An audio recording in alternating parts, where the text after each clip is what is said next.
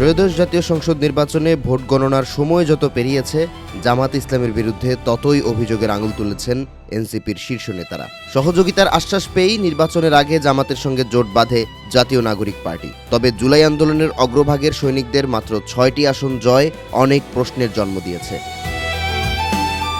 নানা অভিযোগে মুখর রয়েছেন পরাজিত প্রার্থীরা, আর এতেই ডালপালা মেলেছে দুই দলের সম্পর্কে ফাটলের গুঞ্জন। নির্বাচনী ময়দানে এনসিপির বড় অভিযোগ ছিল জামাতের আর্থিক অসহযোগিতা। এনসিপির প্রার্থীরা জানান, প্রতিটি আসনে জোট শরিকদের জামাতের পক্ষ থেকে সহযোগিতার কথা থাকলেও বাস্তব চিত্র ছিল উল্টো। এনসিপির প্রার্থীরা প্রচার সামগ্রী ও কার্যালয় পরিচালনার ন্যূনতম খরচটুকুও পাননি। আসন ভাগাভাগি নিয়েও দেখা গেছে চরম সমন্বয়হীনতা। 30টি আসন এনসিপিকে ছাড়ার কথা থাকলেও নরসিংদী 2 ও চট্টগ্রাম 8-এর মতো গুরুত্বপূর্ণ আসনগুলোতে জামাত তাদের প্রার্থী প্রত্যাহার করেনি। এমনকি জামাত আমির ডক্টর শফিকুর রহমানের জনসভাগুলোতেও এনসিপির আসনগুলো উপেক্ষিত ছিল বলেও অভিযোগ তোলেন তারা। এনসিপি নেতারা নিজ আসনে হারার পেছনে জামাতের স্থানীয় নেতৃবৃন্দের অসহযোগিতাকেই মূল কারণ হিসেবে দায়ী করছেন। সবশেষ এনসিপি নেতা সরওয়ার তুষার হেরে যাওয়ার পর ফেসবুকে জামাতের স্থানীয় নেতৃবৃন্দকে দায়ী করে পোস্ট করেছেন।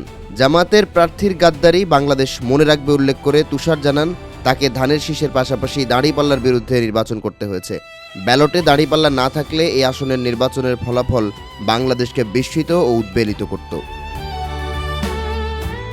জামাতে ইসলামী জোটসঙ্গীর বিষয়ে পূর্ণ যত্নশীল হবে এমন ধারণা থাকলেও বেশ কিছু স্থানে দেখা গেছে উল্টো চিত্র। দলীয় সিদ্ধান্ত অমান্য করায় রুমিন ফারহানার মতো হেভিওয়েট নেতাকে বহিষ্কার করে বিএনপি। তবে নরসিংদী জেলার এক নেতাকে কেন জামাত নিয়ন্ত্রণ করতে পারল না, এই প্রশ্ন তোলেন সরওয়ার তুষার। এনসিপির নির্বাচন পরিচালনা কমিটির চেয়ারম্যান আসিফ মাহমুদ সজীব ভূঁইয়া জানান, জোটের শরিকদের অসহযোগিতার বিষয়টি গুরুত্বের সাথে খতিয়ে দেখা হবে। এদিকে 6টি আসনে জয়লাভ করায় জাতীয় সংসদের সংরক্ষিত আসনে একজন নারী প্রার্থী পাচ্ছে এনসিপি। নারী সংসদ হিসেবে আলোচনায় আছেন নির্বাচন পরিচালনা কমিটির সেক্রেটারি মনিরা শারমিন, ঢাকা 19 আসনে শাপলাকলি প্রতীকে প্রতিদ্বন্দ্বিতা করা দিলেশানা পারুল, ঢাকা 20 আসনে শাপলাকলি প্রতীকে প্রতিদ্বন্দ্বিতা করা নাবিলা তাসনিদ। তবে আলোচনায় সবচেয়ে এগিয়ে দলটির যুগ্ম সদস্য সচিব ডাক্তার মাহমুদা মিতু।